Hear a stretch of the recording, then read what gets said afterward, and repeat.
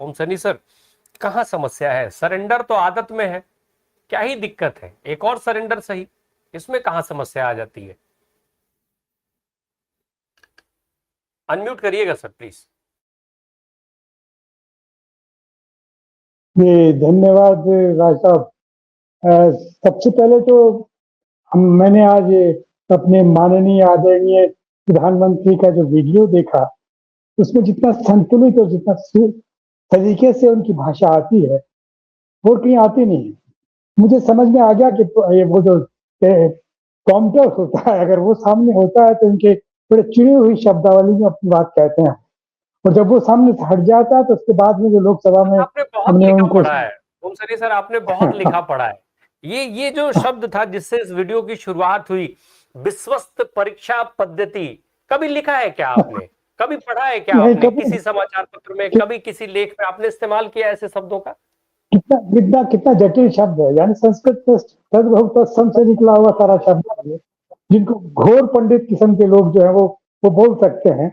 तो मैं कह रहा हूँ कि आदरणीय हमारे माननीय प्रधानमंत्री ने जिस तरह का वीडियो बनाया वो बड़ा सलीके का लग रहा था। डिफिकल्ट हो, जटिल हो, समझ में ना आता हो, लेकिन सलीके से सामने आया। बहरहाल अब ये तो सच है कि जो कुछ राहुल गांधी ने जिस तरीके से अमित शाह साहब के बारे में लोकसभा में बोला है और जो दलीलें दी हैं, उस दलीलों के बाद में अगर वो आ जाते हैं तो भी कुछ होता है, वो नहीं आते हैं तो भी कुछ होता है, यानी हर हालत में उनका बाहर निकलना तय नजर आता है।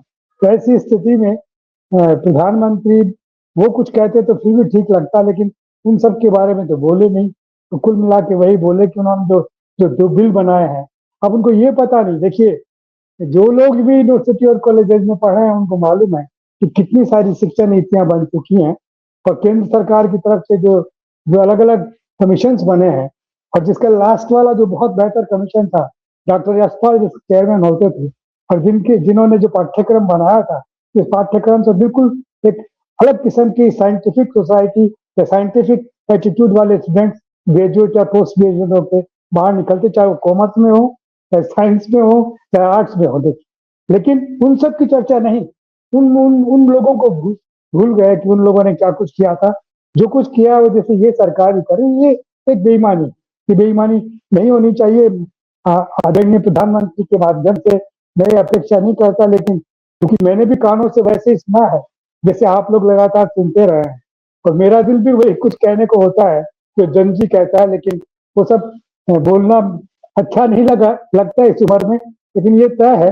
और देखिए फिर क्या एक खड़गे साहब ने जो राज्यसभा में जो दृश्य पैदा किया, और जो मनुस्मृति को लेकर के उन्होंने कहा कि मनुस्मृति क्या है, तो दूसरे विद्वान जो खड़े हुए विपक्ष के नेता वो आश्चर्यजनक थे। उनको ये तो कहने लगे नहीं नहीं नहीं, ये एजुकेटेड है, ये वो नहीं है। अरे साहब, पिछले पिछले पिछले 3,000 साल से जो लोग चर्चा कर रहे हैं, यूनिवर्सिटीज में ये मनुस्मृति देखी जाती है, स्मृतियों के सारे स्वरूप देखे जाते हैं। आपने अगर कुछ करना ही था तो आप चारवाक स्मृति ले लेते हैं, क्योंकि अगर उसमें तो आपको ऐसा लगता है घी पीने वाली बात है, लेकिन वो बहुत डिफिकल्ट है, वो समझ में नहीं आएगी। तो बहुत साइंटिफिक है। ना आपने भारद्वाज स्मृति पढ़ी, ना नारद स्मृति पढ़ी, आपने कोई स्मृति नहीं पढ़ी, तो इसलिए आप स्मृतियों की तुलना भी नहीं कर सकते। ये हमारे जीवन जीने का एक सलीका था जिसमें जो सारे समाज के लिए वाजिब हो उसको अडॉप्ट करना था। यही वजह रही कि हमने मनुस्मृति को अपने संविधान में शामिल नहीं किया उस तरीके से, और उसकी आलोचना की है, उसको कंडेम किया है। आप वो सब बातें आप कहानी आपने, और हम जैसे अनजान लोगों को जो स्मृतियों के बारे में जानते नहीं, उनके लिए आपने कुछ दिया होता तो ज्यादा बेहतर होता। जी नहीं, अभी नहीं, अभी म्यूट है आप सर, अभी भी अनम्यूट नहीं हुआ है। हाँ,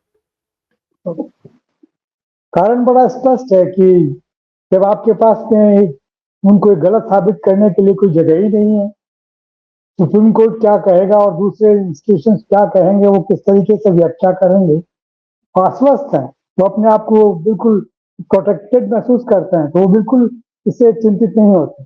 न सामाजिक उनकी छवि क्या रहेगी इससे भी वो चिंतित नहीं होते। जिस तरह के इंतजाम किए हैं, मत कैसे पढ़ेंगे, मत कितने पढ़ेंगे, मत कहाँ पढ़ेंगे, इनका जो सिलसिला है जिसके बारे में राहुल गांधी ने बहुत काम किया है, और उसके बाद में उन्होंने महसूस किया कि बहुत मुश्किल है इनको इस तरीके से हटाना या इनको इस तरीके से अखाड़े में चित करना। राजनीति के अखाड़े में चलने के लिए दूसरी चालें चलनी पड़ेगी, और दूसरी चालों को चलने के लिए नई जनरेशन तैयार करनी पड़ेगी। और जैन जी इसके लिए स्वाभाविक रूप से सामने आ गए, उनके माध्यम से कुछ उम्मीद बंधी है कि वो कर लेंगे जो कोई नहीं कर पाता। मैं और आप इनके बारे में माननीय आदरणीय हम ये सब बोलेंगे, वो ये सब नहीं बोलेंगे। वो बोलेंगे जो आपके मन में आ रहा है। आपके मन में जो आ रहा है आप नहीं बोलेंगे, क्योंकि आपने संविधान पढ़ा है, आपने उम्र गुजारी है, आप बड़े हो गए हैं, आपको संस्कार इस तरह के लिए खामोश चाहिए। दूसरा बोल रहा है बीच में मत बोलिए, और एक बार कह दिया बस वो कानूनन है, बिल्कुल होगा। तो ये जो हमारे दो क्या ये जो सरकार है, इस सरकार के अंदर सरकार इन संस्कारों का पूरा इस्तेमाल करती है चुप रखने के लिए, टालने के लिए। और अगर उसमें कोई विवाद हो जाता है तो जहां आप अपनी लड़ाई लेके जाते हैं वहां के लिए भी वो आश्वस्त, तो क्या कहेंगे। सुप्रीम कोर्ट ने जो कहा है FIR दर्ज करते हुए, अगर पिछले रिकॉर्ड में आप कहीं मुलजिम रहे हैं, कहीं वो आपका वो किया हुआ है, तो उसके लिए आपको माफी नहीं है। हालांकि FIR लग चुकी है, लेकिन उसके लिए आपको माफी नहीं है। अभी क्या हो जाएगा, तो ये इसको कौन जवाब देगा। इस बात का जब तक जवाब नहीं देने के लिए कोई दूसरा कोर्ट नहीं हो, तो कोर्ट एक ही है, जनता का कोर्ट है। जनता अगर साथ आपके खड़ी है तो देखिए, जो कह रहे थे कि साहब आप हमारे यहाँ इस्तीफे के चलन नहीं है, कोई इस्तीफा नहीं देता है, तो दे दिया ना। यदुनाथ सिंह जी, वो क्या रक्षा मंत्री देखते रह गए, राजनाथ सिंह जी कुछ बोल नहीं पाए। जिस तेजी के साथ में, जितनी ऊंची आवाज के साथ में, जितने अहंकार के साथ में उन्होंने हमारे ऊपर थप्पड़ जड़ा था उस वक्त, तो बड़े आए हैं डेमोक्रेसी के रक्षक, बड़े आए हैं ये कानूनदार लोग, कैसे हम नहीं देते, जाओ इस्तीफा कर लो, कुछ भी क्या कर लीजिएगा आप। तो यानी इसके लिए तो लोक भाषा में तो बहुत सारे शब्द हैं, लेकिन वो सब असंसदीय हैं, संसदीय नहीं है, इसलिए मैं तो कुछ कहूंगा नहीं। लेकिन ये बड़ा दिक्कत वाला सवाल है। अब देखिए इनको कौन बताए कि जनगण मन से किसको ऐतराज था या वंदे मातरम से किसको ऐतराज था। उसमें जो एक स्टंजा निकाला उसमें आपका क्या बिगड़ा हुआ था, उसकी वजह से क्या मैसेज जाता था, कौन समझाएगा। कितना समझा दीजिए आप लोकसभा में, स्पीकर साहब एक्सेप्ट करेंगे या नहीं करेंगे पता नहीं। तो जब इस तरह का धांधली चल रही हो, जब इस तरह की बात हो रही हो, तो बड़ा दिक्कत हो जाएगी।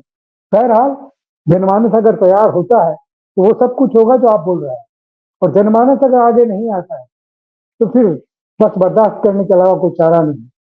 जी।